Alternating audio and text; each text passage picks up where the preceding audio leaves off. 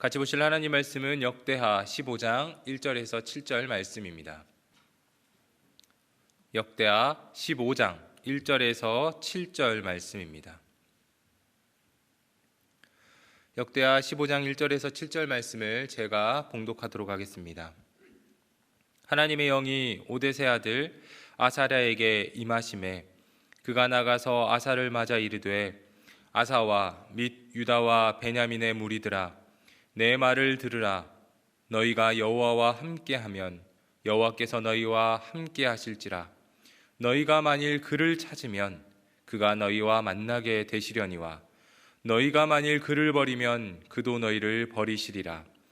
이스라엘에는 참 신이 없고 가르치는 제사장도 없고 율법도 없은 지가 오래되었으나 그들이 그 환난 때에 이스라엘 하나님 여호와께로 돌아가서 찾음에 그가 그들과 만나게 되셨나니 그때에 온 땅의 모든 주민이 크게 요란하여 사람의 출입이 평안하지 못하며 이 나라와 저 나라가 서로 치고 이 성읍이 저 성읍과 또한 그러하여 피차 상한 바 되었나니 이는 하나님이 여러 가지 고난으로 요란하게 하셨음이라.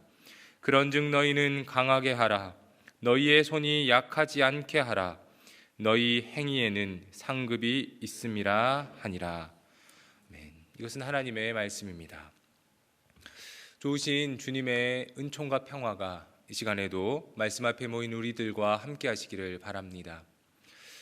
우리는 계속해서 아사 왕에 대해서 말씀을 보고 있습니다. 아사 왕은 유다의 세 번째 왕으로 하나님의 말씀으로 남유다를 개혁했던 왕입니다. 특별히 오늘 본문은 구스의 100만 대군과의 승리 이후에 주신 메시지입니다. 아사랴는 오뎃의 아들로 무명의 선지자입니다. 그는 전쟁에서 승리하여서 개선하는 아사 왕과 전쟁 영웅들을 막아섭니다. 그리고 메시지를 선포합니다. 그런데 그가 전하는 말은 승리를 축하하는 말이 아닙니다. 오히려 승리를 기뻐하는 왕과 군대에게 찬물을 끼얹는 것 같은 듣기 거북한 말입니다. 아사랴는 왕과 군대 앞에서 외칩니다. 아사와 및 유다와 베냐민의 무리들아 내 말을 들으라. 너희가 여호와와 함께하면 여호와께서 너희와 함께 하실지라. 너희가 만일 그를 찾으면 그가 너희와 만나게 되시려니와 너희가 만일 그를 버리면 그도 너희를 버리시리라. 아사랴의 메시지는 크게 두 가지입니다. 첫째, 너희가 하나님과 함께하고 하나님을 찾으면 하나님이 함께 하실 것이다. 둘째, 너희가 하나님을 버리면 하나님도 너희를 버리실 것이다. 사실 산통을 깨는 말입니다. 사람이 눈치라는 것이 있는데 그래도 목숨 걸고 전쟁하고 돌아오는 사람들인데 전쟁에서 승리한 것을 축하도 하고 고생했다고 당신들은 영웅이라고 좀 지켜 세워주면서 이야기할 수도 있지 않았을까요? 융통성이라고는 눈꼽마치도 볼 수 없는 아사랴의 메시지를 들으며 아사 왕과 그의 군대는 어떤 생각이 들었을까요? 그런데 하나님께서 왜 전쟁에서 승리하고 돌아오는 아사 왕과 군대에게 아사랴를 보내서 이렇게 말하게 하셨을까요? 아사랴라는 이름에서 하나님이 왜 그렇게 하셨는지를 그 이유를 발견할 수 있습니다. 아사랴의 이름의 의미는 하나님께서 도우셨다입니다. 하나님이 아사랴를 통해서 아사와 그의 백성들에게 분명하게 말씀하십니다. 너희가 얻은 승리는 어디서 온 것이냐? 하나님이라는 사실을 기억하라라는 것입니다. 유다의 승리는 아사의 전략과 전술이 잘 맞아떨어져서 그런 것도 아니요, 또한 그들이 용맹하여서 얻어낸 승리도 아닙니다. 유다의 승리는 하나님께서 주신 승리입니다. 구스와의 전쟁 상황을 성경은 이렇게 말씀합니다. 여호와께서 구스 사람들을 아사와 유다 사람들 앞에서 치시니 구스 사람들이 도망하는지라. 하나님께서 아사와 유다 사람들 앞에서 구스의 100만 대군을 치셨습니다. 아사와 그의 군대는 그것을 직접 목도했습니다. 그들은 하나님의 역사의 증인입니다. 그것을 직접 목격했음에도 불구하고 승리가 자신들로 인해서 왔다고 주장하거나 이제 하나님 없이도 승리할 수 있다고 자만해서는 안 됩니다. 그들의 승리는 그들의 것이 아니라 하나님의 것이기 때문입니다.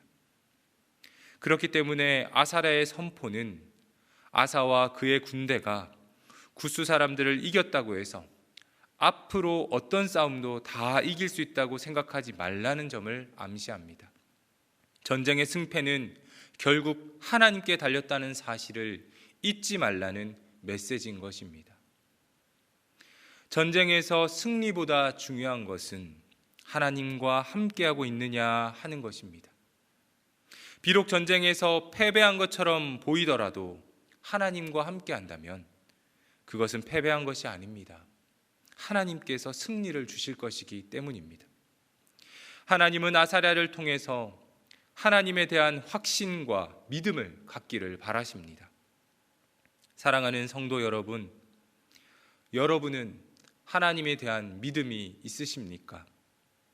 어떤 상황에도 하나님이 함께 하시면 승리할 수 있다는 확신이 있으십니까? 상황과 환경이 나에게 불리하게 작용하고 어려움이 닥치는 중에도 하나님께서 승리를 주실 것이라는 분명한 믿음과 확신을 가지시기를 바랍니다. 하나님은 아사랴를 통해서 오늘 우리에게도 말씀하십니다. 너희가 여호와와 함께하면 여호와께서 너희와 함께 하실지라. 너희가 만일 그를 찾으면 그가 너희와 만나게 되시려니와 너희가 만일 그를 버리면 그도 너희를 버리시리라. 하나님을 찾고 구하는 자들을 하나님은 결코 외면하지 않으십니다. 애굽에서 종살이하며 외쳤던 그 이스라엘의 고통 소리와 신음 소리를 하나님은 들으셨고 그들에게 자유로 인도하셨습니다. 홍해가 가로막는 위급한 상황 중에도 하나님은 자신의 백성들을 보호하시면서 적과 꿀이 흐르는 땅으로 인도하셨습니다. 우리 하나님은 주님의 그 백성들에게 승리를 주시고 구원을 주시는 분이십니다. 그 하나님의 은혜가 오늘 이 시간 우리들에게 있으시기를 바랍니다. 3절부터 6절까지에서 아사랴는 이스라엘이 하나님을 떠났을 시절을 떠올리게 합니다. 하나님이 없었던 시기, 가깝게는 르호보암과 아비야 시대에서 멀게는 사사 시대와 광야 시대에 이르기까지 이스라엘이 하나님을 떠난 시기에는 평안이 없었다는 것을 상기시킵니다. 이것을 통해서 아사랴는 지금 아사 왕과 유다가 누리는 평안이 어디서 왔느냐고 묻고 있습니다. 유다의 평안 어디서 온 것일까요? 14장 6절에 성경은 이렇게 말씀합니다. 여호와께서 아사에게 평안을 주셨으므로 그 땅이 평안하여 여러 해 싸움이 없은지라. 그가 견고한 성읍들을 유다에 건축하니라. 여호와께서 아사에게 평안을 주셨다고 성경은 말씀합니다. 그리고 아사가 다스리는 유다에게도 평안을 주셨습니다. 하나님을 찾고 따르는 백성에게 하나님은 평안을 주시며 은혜를 주십니다. 우리 하나님은 자비하시고 은혜로운 분이시기 때문입니다. 잠언 8장 17절은 이렇게 말씀합니다. 나를 사랑하는 자들이 나의 사랑을 입으며 나를 간절히 찾는 자가 나를 만날 것이다. 하나님을 찾고 구하는 자가 하나님의 은혜를 입게 됩니다. 하나님만 의지했던 아사 왕에게 하나님은 평안이라는 복으로 응답해 주셨습니다. 사랑하는 성도 여러분, 인간은 하나님께 붙어 있을 때에야 비로소 평안할 수가 있습니다. 하나님과 떨어진 인생은 불안과 두려움에 휩싸이게 됩니다. 그래서 하나님은 누군가를 부르실 때에 반드시 이렇게 말씀합니다. 너는 두려워하지 말라. 내가 너와 함께 하겠다. 모세를 부르실 때에도 하나님은 이렇게 말씀하셨고 여호수아를 세우실 때에도 하나님은 이렇게 말씀하셨습니다. 이사야를 부를 때에도, 예레미야를 세우실 때에도 하나님은 내가 함께하니 너는 두려워하지 말라고 말씀하십니다. 인간에게 평안을 줄 수 있는 것 무엇일까요? 성공이 평안을 줄 수 있을까요? 많은 재산이 우리를 평안하게 만들어 줄 수 있을까요? 과학기술이 발전하면 인간은 평안해질 수 있을까요? 과학기술이 발달함에 따라 살상무기 역시 고도로 발달하면서 지구의 멸망을 걱정할 정도의 위협이 되고 있습니다. 환경 문제 역시 인류의 생존을 위협할 정도로 위기가 높아져 갑니다.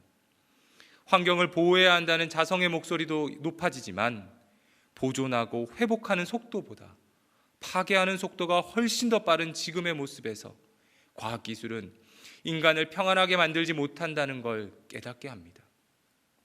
결국 인간 스스로 평안을 얻을 수 없습니다. 우리가 평안하려고 발버둥 쳐도 불안이 가속될 뿐 평안을 누릴 수 없습니다. 그래서 우리는 하나님이 필요합니다. 하나님이 우리를 평안으로 인도하십니다.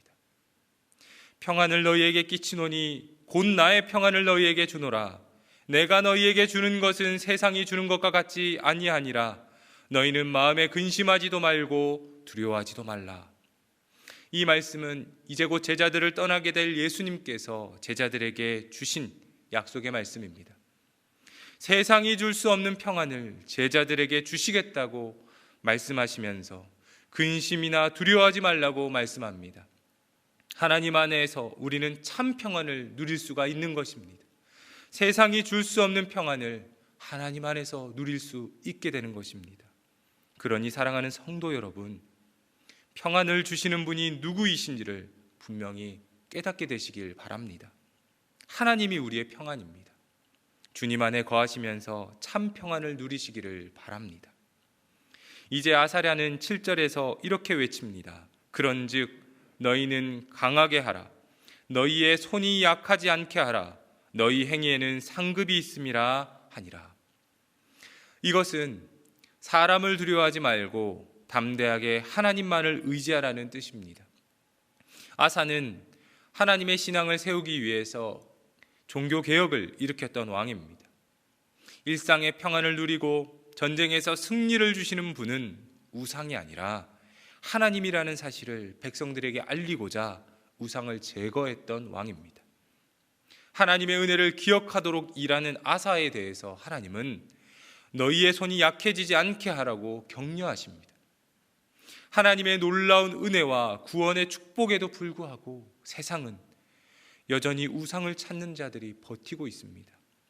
하나님보다 더 좋은 것을 줄 수 있다면서 우리들을 속이고 있습니다. 하나님은 말씀합니다.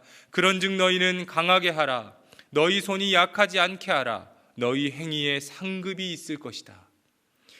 세상이 두려워 타협하지 말고 하나님에 대한 믿음을 지키며 살아갈 때에 하나님은 그 행위에 대한 상급이 있을 것임을 약속하고 계십니다. 바로 구원의 은혜입니다. 하나님의 자녀됨의 은혜입니다.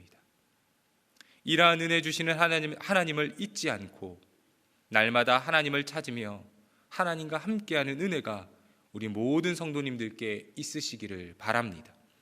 평안함에 취해서 하나님을 잊어버려서는 안 됩니다. 우리 삶에 하나님이 함께하지 않으면 평안도 없다는 사실을 반드시 기억하시며 믿음의 상급을 받으시는 성도님들이 되시기를 주님의 이름으로 축복합니다. 기도하겠습니다. 너희가 하나님을 찾으면 하나님이 너희와 함께 하실 것이라 말씀하시는 하나님, 우리는 그 약속을 의지하여 오늘도 하나님을 찾고 구합니다. 우리 삶이 항상 하나님과 함께 하길 원합니다. 인생의 성공에 취해서 하나님을 잊어버리는 일이 없기를 바랍니다. 우리에게 은혜 주시고 평안을 주시는 분이 하나님이라는 사실을 기억하게 하시고 그 은혜에 감사하며 살게 하옵소서. 지금 교회는 온라인 사역이 한창입니다. 셀 모임부터 행복 모임, 양육 제자 훈련에 이르기까지 코로나 상황에도 쉬지 않고 하나님을 기억하려고 애쓰고 노력하고 있습니다. 성도들의 수고와 헌신에 함께하여 주시고 굳건한 믿음으로 세워지게 하옵소서. 말씀으로 양육하시는 담임 목사님께 영육의 강건함을 주시고 목사님의 가르침을 통해서 교회가 믿음 안에서 든든하게 세워지게 하옵소서. 병약한 성도들을 긍휼히 여기셔서 위로하여 주시고 힘들고 어려운 성도들에게도 힘을 주시고 은혜를 베풀어 주옵소서. 오늘 하루도 주님과 동행하는 주사랑교회 모든 성도들이 되게 하여 주옵소서. 모든 말씀 우리 주 예수 그리스도의 이름으로 기도합니다. 아멘.